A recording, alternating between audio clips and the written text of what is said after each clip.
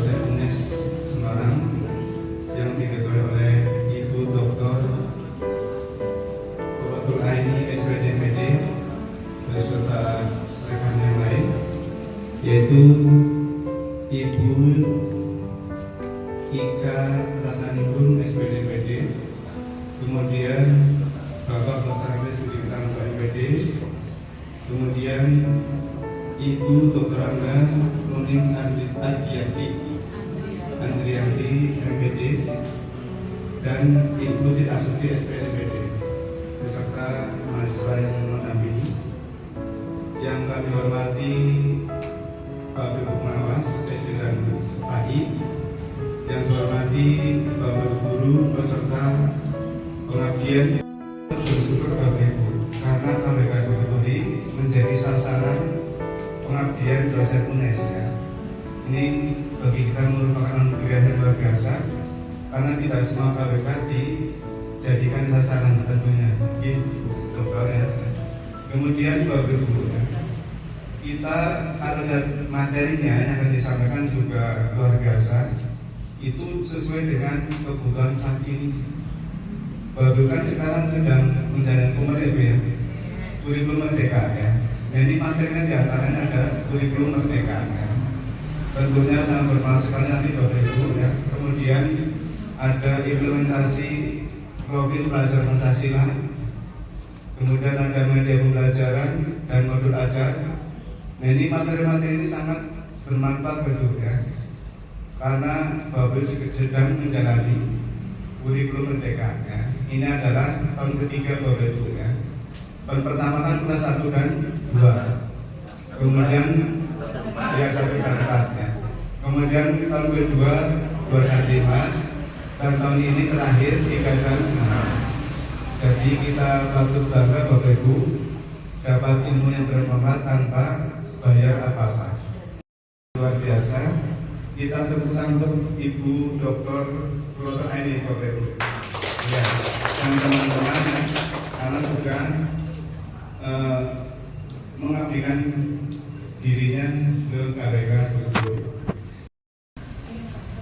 Hari Jumat tanggal 19 Juli 2024, alhamdulillah kita dipertemukan di tempat yang mulia ini, yaitu di kantor wilayah, kantor pendidikan Dinas Kebudayaan wilayah Koordinator Kecamatan Dukuh Duri. Salawat dan salam semoga tercurahkan kepada junjungan kita Nabi besar Muhammad SAW, keluarga, sahabat serta para pengikutnya, termasuk kita yang ada di sini. Yang saya hormati Bapak Koordinator Wilayah Kecamatan Dukuh Duri yang lagi berhalangan hadir, yang tentunya sudah diwakili oleh Bapak-bapak hebat pengawas KBK Dukuh Duri, yaitu yang saya hormati Bapak Rahmat SPD, Bapak Nur Syahid SPD, dan Bapak Heri SPD. Alhamdulillah. Yang saya hormati juga tim pengabdian dosen UNES, yaitu sekaligus saya perkenalkan, ini adalah Bapak Yuli Witanto, Dr. Andes Yuli Witanto MPD, kemudian ada Ibu yang ujung sana dulu, Ibu Dr. Angga Nuning Andrianti MPD. Tentunya sudah tidak asing lagi, barangkali Bapak Ibu sudah ada yang mengenalnya. Kemudian ada lagi Ibu Ika Ratnaningrum SPD MPD, kandidat doktor. Betul, ini lagi studi lanjut dan insya Allah dalam waktu dekat mohon doanya diberikan kelancaran mudah-mudahan sehingga segera undangan ujian terbukanya sampai daripada kita gitu ya Bapak Ibu. Ya, ini. Kemudian dokter juga yang sebentar lagi ini tinggal hitung hari jam terbuka. Nah, ini Ibu Tri Astuti SPD MPD. Ya. Kemudian nanti mungkin bisa dilanjutkan perkenalan lebih lanjut ya mengenal beliau-beliau ini. Yang jelas kami tim dosen pengabdian masyarakat di Duri yang alhamdulillah dan terima kasih pertama saya sampaikan kepada Bapak Kawika dalam hal ini adalah teman-teman hebat saya, Bapak pengawas Pak Rohmat, Pak Nur Syahid, Pak Heri yang sudah memberikan izin pada kami untuk melaksanakan tugas mulia ini. Perlu Bapak Ibu ketahui bahwa kami kewajiban dosen ini ada dalam berarti membuat artikel, dan artikel itu dari UNES mengarahkan untuk Sinta 2. Alias di sini berarti sedikit banyak kami tidak sekedar memberikan materi, tapi juga akan mendapatkan data tersebut. Itu memang cocok di era sekarang di mana kita ada dalam era digital. Itu salah satu tanda dari berkembangnya dimulainya revolusi industri 4.0, kemudian sudah berpindah ke 5.0 ya, yang di situ digital atau teknologi itu menempati posisi yang penting. Kemudian terlebih lagi ada dalam kurikulum Merdeka ini tuntutan untuk bagaimana kita sebagai guru-guru yang profesional sesuai dengan Undang-Undang Guru dan Dosen. Salah satu kompetensinya yaitu guru profesional di samping kompetensi kepribadian, sosial, pedagogi. Nah, profesional di sini tidak cukup hanya bagaimana menyampaikan materi pada siswa dengan tanpa media bahkan ya, atau media seadanya, tapi harus mengintegrasikan teknologi di dalamnya. Dan pengalaman yang mereka dapatkan secara langsung. Terus di sini penghitungan beban kerja guru dihitung dari kegiatan rutin dan non rutin, dan di sini tidak mempengaruhi sertifikasi terganggu ya Bapak Ibu. Otomatis kan kalau dulu kan harus berapa jam pelajaran gitu bisa sertifikasi, tapi kalau sekarang tidak, sampai mungkin sertifikasi tidak terganggu untuk Bapak Ibu guru. Dan beban belajar siswa tidak bertambah dari kurikulum sebelumnya, malah berkurang karena IPAS ya, IPAS sama IPS itu digabung menjadi satu seperti itu. Apalagi gimana Bu? Terus muatan pembelajaran menggunakan pendekatan mata pelajaran atau tematik. Jadi guru memang diberi kebebasan untuk memilih ya, bisa berupa tematik ataupun bisa menggunakan pembelajaran yang tunggal, berarti mata pelajaran yang diajarkan secara tunggal. Tapi kebanyakan kalau saya lihat guru itu kembali ke masa lalu, yaitu mengajarkan per mata pelajaran. Karena guru mengajar tematik itu banyak berkeluh ya, karena lebih susah gitu ya. Otomatis kita tidak melihat mata pelajarannya tetapi temanya. Nah itu yang membuat susah itu kan seperti itu.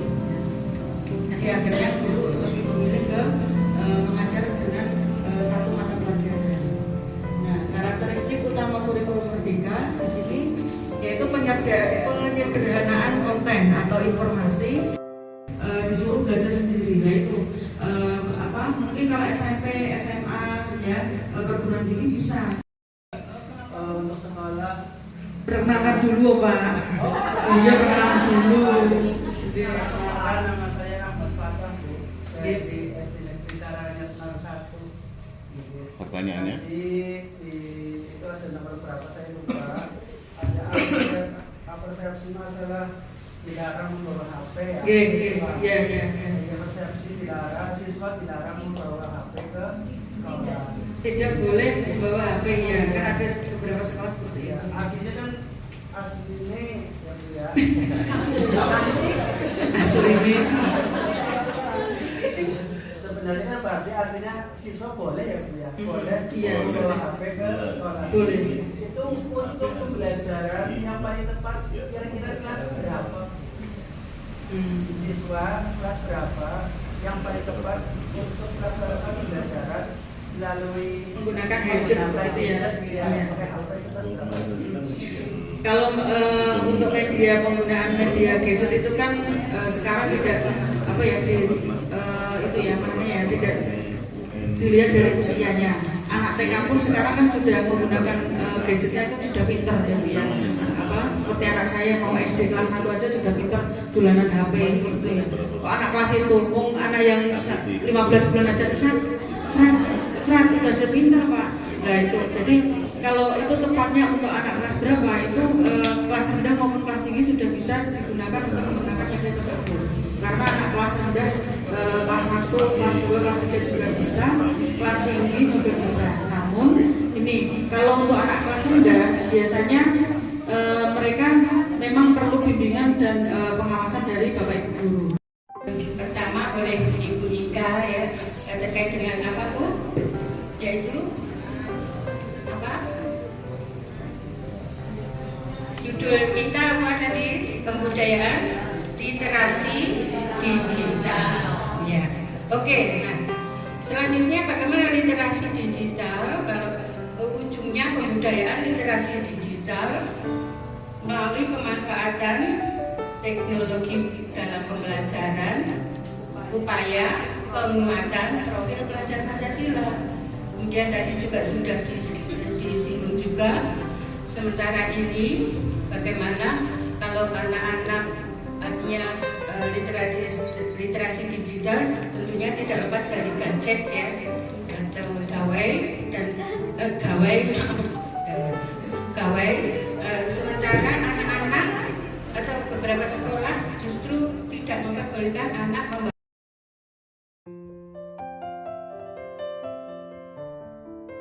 untuk membuat seseorang melakukan suatu kegiatan.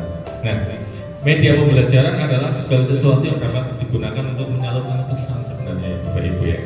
Jadi kalau kita itu ingin menyampaikan pesan pada anak-anak, pesan itu kita ingin menyampaikan pesan A, anak-anak nanti dari 28 anak menangkapnya apa? Kalau anak-anak ada yang menangkap C, berarti pesan kita itu ada yang beda gitu ya. Sebenarnya intinya seperti itu ya. Jadi media itu segala sesuatu yang dapat kita pakai untuk menyampaikan pesan. Jadi jangan sampai pesan yang kita sampaikan pada anak-anak itu ya kurang pas ya. Jadi kita menyampaikan A ya, anak-anak itu keluar ya, menangkapnya A itu berarti pesan kita itu tersampaikan dengan tepat gitu Bapak Ibu ya.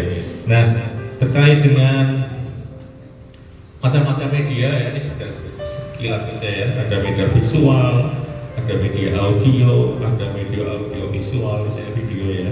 Ada media realia, itu media realia itu media yang real langsung asli gitu ya. Kalau kita ingin melakukan buru-buru dan anak kita cukup buru-buru itu ini realia langsung gitu ya.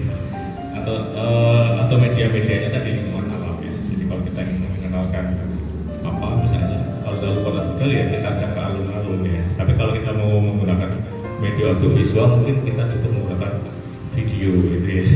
Video alun-alun kota Tegal.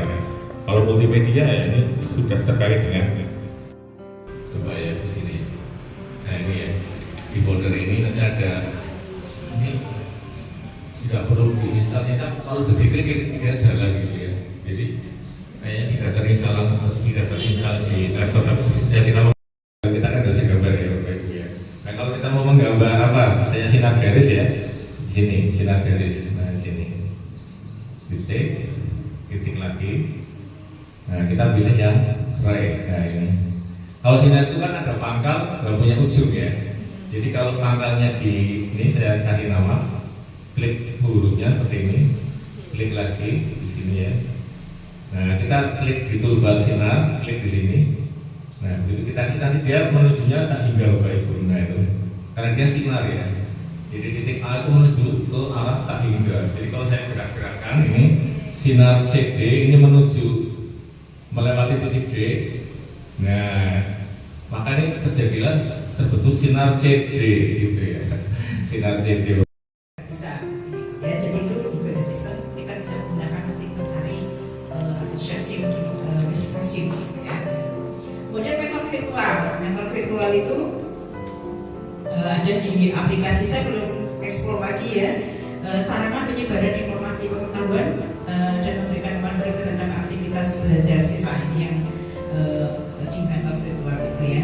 Kemudian personalized learning, jadi pembelajaran yang dipersonaliakan, artinya di individu ya. Jadi kepentingannya apa? Jadi pembelajaran itu pembelajaran di ada Google Classroom, mungkin waktu Bapak Ibu kemarin COVID itu menggunakan Google Classroom ya. Kemudian Bu Ika kemarin juga pernah menggunakan itu, ada di situ. Kemudian ada Canva, kemudian ada Sway yang nanti di Teams, yang Microsoft Teams 365 itu ya, itu juga ada. Kemudian ada Edbuster, tadi kalau dicari di YouTube semuanya ada ya gitu. Jadi itu kira-kira ada 4. Sementara ini masih berbeda sekali penerapan AI di dalam pembelajaran ya, masih ada banyak. Nah, ini saya cantumkan 6 ya. Kemudian Ajar begitu. Jadi bukan modul ajar itu sebagai pengganti RPP, karena itu dua konsep yang berbeda. Kalau nanti Bapak Ibu pahami, nanti saya share materinya panduan tahun 2024. Jadi RPP itu lebih sederhana, kemudian nanti penjelasan lebih detailnya ya itu dalam modul ajar. Sehingga dalam modul ajar itu kan Bapak Ibu diminta untuk menguraikan kegiatan pembelajaran dari kegiatan awal, inti, penutup dan seterusnya. Oke, jadi sebelum saya lanjutkan, saya ingin bertanya pengalaman Bapak Ibu ketika menyusun modul ajar. Sejauh ini ketika menyusun modul ajar itu hambatan apa yang dialami oleh Bapak Ibu? Yang mungkin ada yang mengajar di kelas 1 Bapak Ibu di ruangan ini. Siapa Bapak Ibu yang mengajar kelas 1? Ada. Pembelajaran yang paling bagus atau media pembelajaran yang disesuaikan dengan karakteristik peserta didik. Buat apa bagus tapi tidak sesuai dengan karakteristik peserta didik saya? Buat apa teknologi diimplementasikan tapi tidak sesuai dengan karakteristik peserta didik? Nah, itu juga perlu diperhatikan. Maka perencanaan itu dituangkan dalam RPP. Nah, ini di panduan 2024 itu muncul lagi Bapak Ibu. Kalau di awal di panduan 2020 itu kan disampaikan bahwa dalam kurikulum Merdeka modul ajar itu di dalamnya berisi tentang perencanaan pembelajaran yang sekurang-kurangnya berisi berbagai komponen seperti tujuan pembelajaran, kegiatan pembelajaran, asesmen begitu. Nah, tapi di panduan pelaksanaan pembelajaran dan asesmen tahun 2024 di sana dijelaskan tentang rencana pelaksanaan pembelajaran. Jadi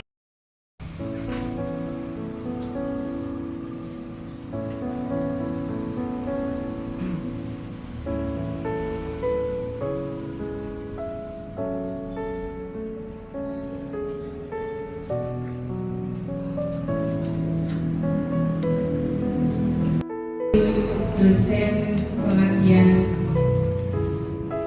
masyarakat Universitas Negeri Semarang yang saya hormati, Bapak Ibu peserta, juga Bapak KWK dalam hal ini yang diwakili oleh Bapak Pengawas Korwil Dukuturi.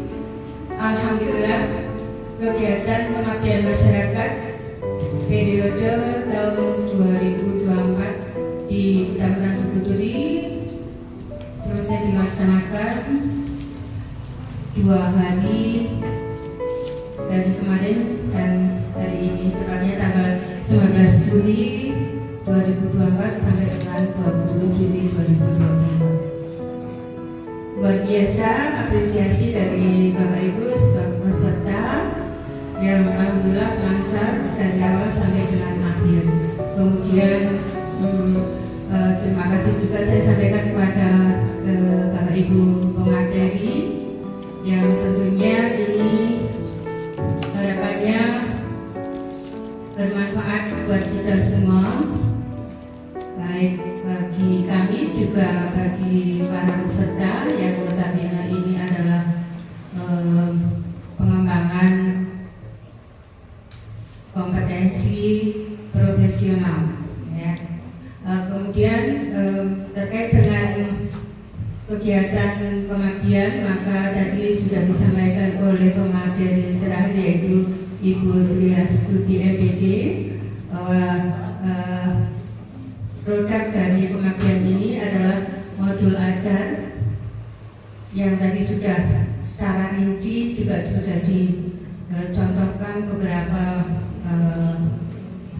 file yang sudah masuk di grup. Kemudian berikutnya dari tugas akhir ini Bapak Ibu nanti akan mendapatkan sertifikat. Jadi sertifikat nanti bisa diterimakan sesuai dengan komitmen kita manakala Bapak Ibu sudah menyerahkan modul ajar seperti itu. Ya. Saya atau kami hanya berharap semoga dengan kegiatan pengabdian ini akan meningkatkan profesionalitas Bapak Ibu semua, terutama atau khususnya juga pengembangan diri buat kami semua. Yang notabene pada kegiatan pembelajaran di lapangan Bapak Ibu, bagaimana Bapak Ibu itu melalui media, melalui atau pengintegrasian teknologi dalam pembelajaran ini diharapkan akan membuat anak menjadi senang belajar dan belajar dengan senang, namun tidak mengabaikan